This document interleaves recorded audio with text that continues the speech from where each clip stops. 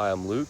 This is my reflection for Module 6, which is about technology in cities, and we covered how technology has already transformed cities and how AI is starting to get used in planning, and a few different visions of where this could go next. The reading on the reshaping of urban America talks about how technology has reshaped cities over and over again throughout history, and how we now moved into what the author calls the third wave, basically a post-industrial tech-driven era. It's pretty interesting to see how cities are always chasing the newest tech and most tech-driven options, whether it be the appliances inside or just the new tech with infrastructure of some sort, lightweight construction to build more vertical. The Plaza Life Revisited piece talks about redoing an old study on public plazas by using new tech like heat maps and video tracking to basically map out the flow and watching where people go the most, so rather than doing it by hand like the researchers did back in the old days. And I think this would be really cool to see in Blacksburg, just know where people are walking the most, what sidewalks are being used the most. People that live on my side of town, when they walk to and from class, what path are they taking, what's the fastest.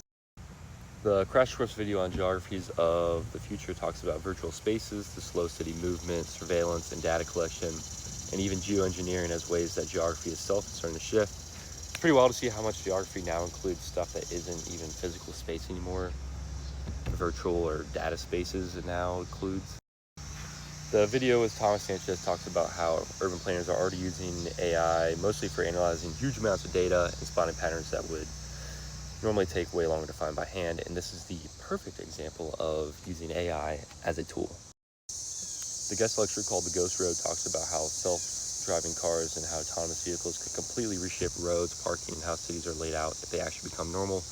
I know in San Francisco there is the Tesla, and I can't quite remember the other company, but they basically just take cars and outfit them with all this lasers and radar to allow them to be self-driving.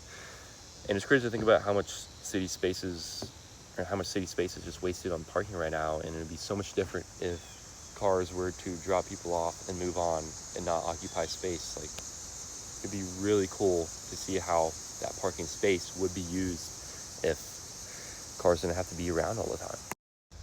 For my additional resource, I read Jill Lepore's piece in the New Yorker called The Artificial State, which talks about AI's growing role in government and planning decisions and some of the risks that come with handling the decision making and giving the power over to algorithms. And this one connects pretty good with the Sanchez video. For my additional resource, I read Jill Lepore's piece in the New Yorker called The Artificial State, which talks about AI's growing role in the government and planning decisions and some of the risks that come with handing more decision-making power over to the algorithms. This one connects pretty closely with the Sanchez video because it's basically asking how far we actually want to take AI in planning before it starts making calls that should stay human. Putting this module together, the big thing to me is that technology keeps on rewriting what a city is, and I think it's going to be an ever-evolving concept because cities are just driven by technology. From the plazas people hang out in to how planning decisions are made to what roads actually look like.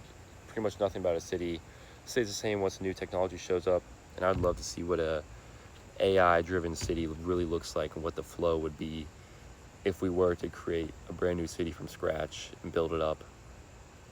How efficient would it be? What would it look like if it was really human first? Again, I use Perplexity to help me organize my thoughts and create a good flow for me to go through. And that is the end of my last reflection video. I've honestly enjoyed talking about these and building up some takeaways on cities. I don't think that I could form this many opinions on them, but it's been fun being able to, and I really like this submission for the assignments of talking and speaking, and I think this helps other people get more comfortable in public speaking, but fake private public speaking, and developing a flow. It's been fun. The end.